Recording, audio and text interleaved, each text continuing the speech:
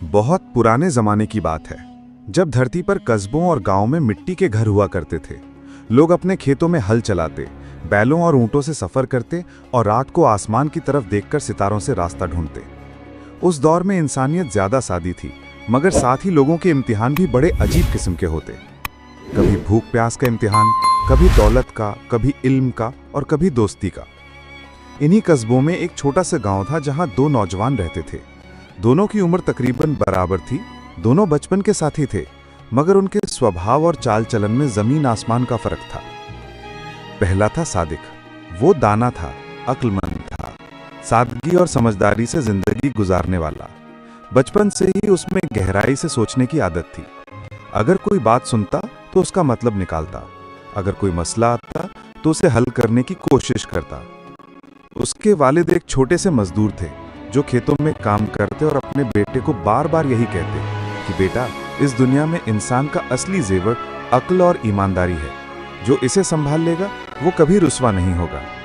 यही बातें सादिक के दिल पर गहरी नक्श हो चुकी थी। दूसरा था कासिम। वो अहमक था, यानी जल्दबाज, गैर जिम्मेदार और बिना सोचे समझे काम करने वाला। उसे बातें बड़ी करने की आदत थी, मगर अमल बहुत कम करता। अगर कोई चीज चमकदार नजर आती तो उसे तुरंत हासिल करने की कोशिश करता, चाहे वो हक हो या ना हक। अक्ल और तदब्बुर से काम लेना उसे पसंद न था, बल्कि अक्सर दूसरों की बातों में आकर गलत कदम उठा लेता। उसके वालिद दुनिया से जल्दी गुजर गए थे और उसकी परवरिश ठीक से ना हो सकी थी। माँ भी बीमार रहती थी और वो छोटे छोटे काम करके घर चलाता था, मगर अक्ल से गरीब होने की वजह से अक्सर नुकसान उठा लेता। एक रोज की बात है, गांव में ये ऐलान हुआ कि बाजार वाले कस्बे की तरफ एक बड़ा कारवां रवाना होने वाला है। ये कारवां दूर दराज के इलाकों से गुजरेगा और सफर कई दिनों का होगा। गांव के नौजवानों में जोश भर गया। सब सोचने लगे कि कारवां के साथ जाएंगे तो नए शहर देखेंगे, नए लोग मिलेंगे और तिजारत यानी व्यापार का भी मौका मिलेगा। सादिक और कासिम दोनों ने भी तय किया कि वो इस कारवां में शामिल होंगे। सफर की तैयारी शुरू हुई। लोग अपना सामान बांधने लगे। कोई सूखा खाना ले रहा था, कोई पानी का मशक भर रहा था, कोई ऊंट या गधे का इंतजाम कर रहा था। सादिक ने बड़ी सोच समझकर तैयारी की। उसने खजूरें, सूखी रोटियां और थोड़ा पानी लिया। कुछ सिक्के भी अपनी जेब में रखे और अपने माँ बाप से दुआएं लेकर रवाना हुआ।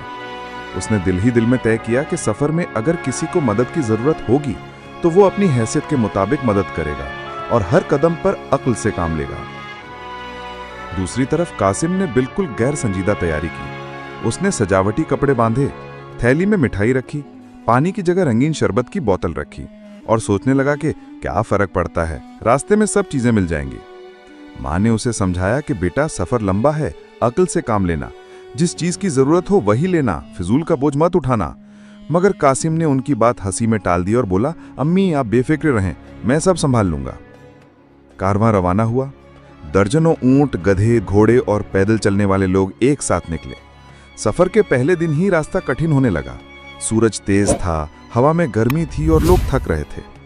सादिक ने अपने साथी कासिम से कहा कि देखो भाई, सफर आसान नहीं होता। यहाँ अक्ल और सब्र से काम लेना पड़ता है। हर कदम सोच समझ कर रखना चाहिए। कासिम ने मजाक उड़ाते हुए जवाब दिया, तुम हमेशा अक्ल की बातें करते हो। जिंदगी इतनी सोच विचार में खराब करने के लिए नहीं है। मौज करो और आगे बढ़ो। कुछ दूर चलने के बाद लोग थक गए तो पेड़ों की छांव में आराम करने लगे। सादिक ने अपना सूखा खाना निकाला और थोड़ी थोड़ी मात्रा में खाया। उसने पानी भी सावधानी से पिया ताकि आगे के सफर में दिक्कत ना हो। मगर कासिम ने मिठाई निकाली, बहुत सारा खा लिया और शरबत पीकर बोला, वाह, मजा आ गया। लोग हंसते हुए उसे देखते रहे। शाम होते होते उसकी मिठाई खत्म हो गई और शरबत की बोतल भी खाली। अब उसके पर सिर्फ बोझ बचा था। दूसरे दिन सूरज और भी तेज था।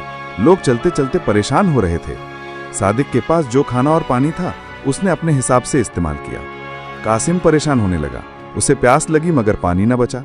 उसने दूसरों से मांगना शुरू किया, मगर सफर लंबा होने की वजह से लोग कम ही मदद कर रहे थे। सादिक ने उसे अपना थोड़ा पानी दिया और कहा कि देखो कासिम, सफर में अक्ल से काम लेना चाहिए था। मैंने तुम्हें कहा भी था कि शरबत और मिठाई फिजूल की चीजें हैं। मगर कासिम ने तुनक कर कहा, अब मुझे मत सुनाओ, बस पानी दो। इस तरह सफर के पहले 3 दिन में ही दोनों के फर्क साफ नजर आने लगे। एक दाना था जो अक्ल से सब्र से चल रहा था, दूसरा अहमक था जो जल्दबाजी और गैर जिम्मेदारी से परेशानियों में घिरता जा रहा था। एक रात कारवां एक छोटे से गांव में रुका। गांव के लोग मेहमान नवाज थे। उन्होंने मुसाफिरों को रोटियां और पानी दिया। सादिक ने आदब से खाना लिया और गांव के बच्चों को भी अपनी खजूरें बांट दी। बच्चे खुश हो गए और गांव वाले उसे दुआएं देने लगे। दूसरी तरफ कासिम ने बिना शुक्रिया अदा किए खाना ले लिया और खाने के बाद वहां के लोगों से बहस करने लगा कि तुम्हारा खाना अच्छा नहीं था। गांव वाले नाराज हो गए और उन्होंने उसे बुरा भला कहा। यहां से किस्से का असली इम्तिहान शुरू होता है, क्योंकि आगे का रास्ता और कठिन था। रेगिस्तान, प्यास, भूख और लुटेरों का खतरा। अब दोनों की असलियत सामने आने लगी। सादिक की अक्ल और समझदारी उसे और कारवा वालों को सहारा देने लगी, जबकि कासिम की अहमकी सबके लिए मुसीबत बनती जा रही थी। रेगिस्तान का सफर अब और भी कठिन होने लगा था। सूरज की तपिश इतनी बढ़ गई थी कि रेत के जर्रे भी अंगारों जैसे जलते थे। कारवां वाले अपने सिरों पर कपड़े बांधकर ऊंटों और गधों की चाल धीमी करते हुए आगे बढ़ रहे थे। सादिक ने पहले ही अंदाजा लगा लिया था कि इस सफर में सबसे बड़ी जरूरत पानी और सब्र होगी। उसने अपने मशक में पानी बचा कर रखा था और हर थोड़ी देर बाद केवल एक घूंट पीता था। वहीं कासिम अब पूरी तरह परेशान हो चुका था। उसके पास पानी बिल्कुल खत्म हो चुका था और अब वह दूसरों के पीछे पीछे दौड़कर हर किसी से पानी मांगता। कारवां वाले उससे तंग आने लगे थे। कुछ लोग उसे नसीहत करते कि सफर में अक्ल और सब्र से काम लो, मगर वह बार बार वही गलती करता। एक रोज दोपहर के वक्त जब कारवां किसी पेड़ की छांव में रुका तो सादिक ने अपने बैग से थोड़ी रोटियां निकाली और खजूरों के साथ खाने लगा। उसने पास बैठे दो मुसाफिरों को भी अपनी खजूरें पेश कीं। वे मुसाफिर बहुत खुश हुए और बोले, भाई, अल्लाह तुम्हारे रिस्क में बरकत दे, तुमने तंगी के वक्त में भी अपना हिस्सा हमसे बांट लिया। सादिक मुस्कुराया और बोला, ये सब अल्लाह का दिया हुआ है। अगर हम इसे दूसरों से बांटे तो ही इसमें सच्ची बरकत आती है। दूसरी तरफ कासिम भूख से बिलबिला रहा था। उसने सादिक से खाना मांगा। सादिक ने उसे भी खजूर और पानी दिया, मगर कासिम ने उसे खाते ही कहा, तुम्हारे पास और कितना है, मुझे और चाहिए। सादिक ने नरमी से कहा, भाई, सफर लंबा है, हमें बांटकर और सब्र से चलना होगा। कासिम ने नाखुशी से मुंह फेर लिया। उस रात कारवां एक छोटे से कबीलाई गांव में पहुंचा। गांव वाले मुसाफिरों को देखकर खुश हुए और उन्हें पनाह दी। सादिक ने गांव वालों की मदद की, उनके बच्चों को पानी पिलाया और बड़ों से इज्जत से बात की। लोग उससे मुतासिर हुए और उसे अपने घर बुलाकर खाना खिलाया। मगर कासिम ने गांव के बच्चों को तंग किया, उनके खिलौने छीन लिए और बड़ों से ऊंची आवाज में बहस करने लगा। नतीजा यह हुआ कि गांव वाले नाराज होकर बोले, इस अहमक को यहां से निकालो। सादिक ने बहुत समझाया, मगर किसी ने उसकी बात न मानी। अगले दिन सफर फिर शुरू हुआ। अब रेगिस्तान का इलाका था जहां चारों तरफ सिर्फ रेत थी, न कोई पेड़ न कोई पानी का सोता। कारवां वाले बहुत एहतियात से चल रहे थे। सादिक अब भी अक्ल और सब्र के साथ अपना सामान इस्तेमाल कर रहा था, जबकि कासिम हर कदम पर परेशान हो जाता। वो कहता, मैं थक गया, मैं नहीं चल सकता। लोग उससे कहते, भाई, अगर शुरू में अक्ल से काम लेते तो अब ये हाल न होता। मगर कासिम की अहमकी बढ़ती ही जाती। सफर के दौरान एक रोज ऐसा हुआ कि कारवां पर डाकुओं ने हमला कर दिया। अचानक तलवारें चमकने लगीं, ऊंट चिल्लाने लगे और औरतें बच्चे डरकर चीखने लगे। डाकुओं ने लोगों का सामान लूटना शुरू किया। सादिक ने अक्ल से काम लिया। उसने पहले औरतों और बच्चों को सुरक्षित जगह पर पहुंचाया, फिर कारवां के बहादुर लोगों के साथ मिलकर मुकाबला किया। डाकू आखिरकार भाग खड़े हुए। गांव वाले और कारवां वाले सब सादिक की बहादुरी और अक्लमंदी से बहुत खुश हुए और उसकी तारीफ करने लगे। मगर कासिम उस वक्त डर कर एक ऊंट के पीछे छिपा हुआ था। उसने न किसी की मदद की, न कुछ काम आया। बाद में जब सब लोग डाकुओं को भगाकर वापस लौटे तो उसने शोर मचाया, अगर मैं न होता तो यह कारवां बचता नहीं। लोग उसकी बात सुनकर हंसने लगे और बोले, तुम तो डर कर छिपे हुए थे, तुम्हारी अहमकी सबको मालूम हो चुकी है। इस हादसे के बाद कारवां वालों का भरोसा सादिक पर और बढ़ गया। वे उससे मशवरा करने लगे कि सफर कहां से करना है, कब आराम करना है और सामान को कैसे संभालना है। सादिक सबको अक्ल और दानाई से जवाब देता, जबकि कासिम को अब कोई अहमियत नहीं देता। ये बात उसे बहुत बुरी लगती और वो जलने लगता। कई दिनों के सफर के बाद कारवां एक बड़े शहर में पहुंचा। ये शहर अपने बाजारों और रौनक के लिए मशहूर था। वहां हर तरफ तिजारत चल रही थी। लोग सोना चांदी, कपड़े, मसाले और जानवर खरीद बेच रहे थे। कारवां वालों ने भी अपना सामान बेचा और नया सामान खरीदा। सादिक ने सोच समझकर कुछ सामान लिया और बचत करके सिक्के संभाल लिए। उसने तय किया कि जब घर लौटेगा तो इन पैसों से अपने माँ बाप के लिए आराम का सामान खरीदेगा और गांव के गरीबों की मदद करेगा। दूसरी तरफ कासिम ने अपनी अहमकी का सबूत फिर दिया। उसने जो भी सिक्के थे सब खेल तमाशों और फिजूल खर्ची में उड़ा दिए। कभी बाजार में मिठाइयाँ खाता, कभी अनजान लोगों को दावतें देता, कभी बेकार चीजें खरीदता। नतीजा ये हुआ कि चंद दिनों में उसका सब पैसा खत्म हो गया। शहर में रहते हुए एक और इम्तिहान सामने आया। वहां एक गरीब औरत अपने छोटे बच्चे के साथ भीख मांग रही थी। बच्चा भूख से रो रहा था और मां की आंखों में आंसू थे। सादिक ने यह मंजर देखा तो उसका दिल पिघल गया। उसने अपने पास का खाना और थोड़ा सा पैसा निकालकर औरत को दे दिया। औरत ने आंसू भरी आंखों से दुआ दी, बेटा, अल्लाह तुझे दुनिया और आखिरत दोनों में कामयाब करे।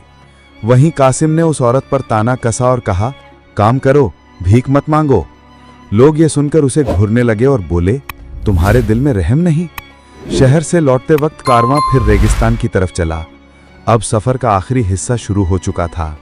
यहाँ एक बार फिर लोगों को अक्ल, सब्र और हिम्मत की जरूरत थी। सादिक सबकी मदद करता रहा, सबको हौसला देता और कहता, भाइयों, सफर में सब्र करो, अल्लाह हमारे साथ है। उसकी बातें सुनकर थके हुए मुसाफिरों के दिल ताज़ा हो जाते। मगर कासिम फिर शिकायत करने लगा, ये सफ़र कब ख़त्म होगा, मैं अब और नहीं चल सकता। लोग अब उसकी बातें सुनकर तंग आ चुके थे और कोई उसकी फिक्र न करता। एक दिन ऐसा हुआ कि कारवां पानी के कुएं पर पहुंचा। सब लोग अपनी मशक भरने लगे। सादिक ने अपनी बारी का इंतज़ार किया, फिर सब्र से पानी भरा। मगर कासिम ने जल्दबाजी में धक्का मुक्की की और कुएं में गिरते गिरते बचा। लोग बोले, देखो अहमकी का नतीजा। इस तरह सफर का दूसरा हिस्सा खत्म होने को आया। अब सबके सामने साफ था कि एक दाना किस तरह अक्ल, सब्र और दानाई से हर मुश्किल आसान कर देता है और एक अहमक अपनी जल्दबाजी और गैर जिम्मेदारी से हर चीज को मुश्किल बना देता है। सफर का आखिरी हिस्सा सबसे मुश्किल साबित हुआ। रेगिस्तान के दिनों ने कारवां वालों को थका दिया था। ऊँटों की चाल सुस्त हो चुकी थी, गधों की सांसें भारी हो रही थी और लोग भी थकान से टूटने लगे थे। मगर सब्र और अक्ल वाले लोग अब भी उम्मीद से भरे हुए थे कि बस थोड़ा सा और, फिर मंजिल आ जाएगी। सादिक हमेशा सबसे आगे नजर आता। वो कभी थकान का शिकवा न करता, बल्कि दूसरों को हौसला देता, बच्चों को पानी पिलाता, बूढ़ों को सहारा देता और औरतों का सामान उठाकर साथ चल पड़ता। उसके चेहरे पर हमेशा सुकून और भरोसे की झलक रहती, मानो वो जानता हो कि अल्लाह पर भरोसा करने वाला कभी नुकसान नहीं उठाता। दूसरी तरफ कासिम का हाल बुरा था। उसका सामान खत्म हो चुका था। उसके पास ना खाना बचा था, ना पैसा। लोग अब उससे तंग आ चुके थे। जब भी वो किसी से मदद मांगता, लोग कहते, हमने तुम्हें पहले ही समझाया था कि अक्ल से काम लो, लेकिन तुमने अहमकी नहीं छोड़ी। कासिम अब और भी ज्यादा परेशान हो गया। उसके अंदर जलन भी थी कि सादिक सबकी नजरों में इज्जत पा रहा है और वो खुद मजाक बन चुका है। सफर करते करते कारवां एक हरे भरे नगलिस्तान पहुंचा। वहां खजूरों के पेड़ थे, मीठा पानी था और परिंदों की चहचहाहट गूंज रही थी। लोग बहुत खुश हुए और वहीं आराम करने लगे। बच्चों ने खेलना शुरू किया, औरतों ने खाना पकाया, मर्दों ने मशकें भर लीं। सादिक ने सबकी मदद की, पानी खींचा और सबको बराबर बांटा। उसने कहा, भाइयों, ये अल्लाह की नेमत है, इसे सब्र और शुक्र के साथ इस्तेमाल करो। लोग उसके चेहरे की तरफ देखते और दुआएं देते। मगर कासिम ने फिर अहमकी की। उसने खूब पानी पिया, यहां तक कि उसका पेट फूल गया। फिर उसने खजूरें इतनी खाईं कि बीमार पड़ गया। लोग हंसते और कहते, ये अहमक नगलिस्तान में भी चैन से नहीं रह सकता। कुछ दिन आराम करने के बाद कारवां ने आखिरी सफर शुरू किया। अब मंजिल करीब थी। रास्ते में एक रात सब लोग तंबुओं में सो रहे थे कि अचानक आंधी आई। रेगिस्तान की हवा इतनी तेज थी कि तंबू उड़ने लगे। लोग परेशान हो गए। सादिक ने सब्र से काम लिया। उसने लोगों को इकट्ठा किया और कहा, सब लोग अपने तंबुओं को मजबूत करो, बच्चों और औरतों को बीच में रखो। उसने रस्सियां बांधकर तंबुओं को संभाला। उसकी अक्ल और हिम्मत से सब लोग सुरक्षित रहे। मगर कासिम उस वक्त फिर डरकर भाग गया और रेत के तूफान में भटक गया। लोग सुबह उसे खोजने निकले तो देखा कि वो अकेला बैठा रो रहा है। उसके कपड़े रेत से भर चुके थे और चेहरा धूल में सना था। लोग बोले, अहमकी की आदत ने तुम्हें हमेशा शर्मिंदा किया। आखिरकार कारवां अपनी मंजिल पर पहुंचा, एक बड़ा शहर जहां मस्जिदें थीं, बाजार थे और रोशनियां जगमगा रही थीं। लोग बहुत खुश हुए। कारवां के अमीर ने सबका शुक्र अदा किया और कहा, इस सफर में अगर किसी ने हमें सही राह दिखाई, सब्र और अक्ल सिखाई और मुश्किल वक्त में सहारा दिया तो वो सादिक है। ये सचमुच दाना है। सब लोग तालियां बजाने लगे और सादिक को दुआएं देने लगे। उन्होंने उसे इनाम भी दिया और कहा, तुम्हारे दानाई की वजह से हम सब सलामत यहां पहुंचे। कासिम ये सब सुनकर शर्मिंदा हुआ। उसका सिर झुक गया। वो सोचने लगा कि अगर मैंने शुरू से अक्ल और सब्र से काम लिया होता तो आज मुझे भी इज्जत मिलती, मगर अब उसके पास सिर्फ पछतावा रह गया। लोग उससे कहते, देखो, अहमकी इंसान को कहीं नहीं पहुंचाती, सिर्फ रुसवाई देती है। मगर सादिक ने अपने अहमक दोस्त को ताना न दिया। उसने नरमी से कहा, भाई, अभी भी वक्त है। अहमकी छोड़ो, अक्ल और सब्र अपनाओ, अल्लाह पर भरोसा करो। जिंदगी की असली कामयाबी यही है। उसकी बात सुनकर कासिम की आंखों से आंसू निकल आए। उसने कहा, तुम सच कहते हो, मैं अब अपनी गलतियों से तौबा करता हूं। इस तरह सफर का किस्सा खत्म हुआ। लोग हमेशा याद रखते कि एक दाना इंसान की अक्ल और सब्र पूरे कारवां को सलामती देती है, जबकि एक अहमक इंसान अपने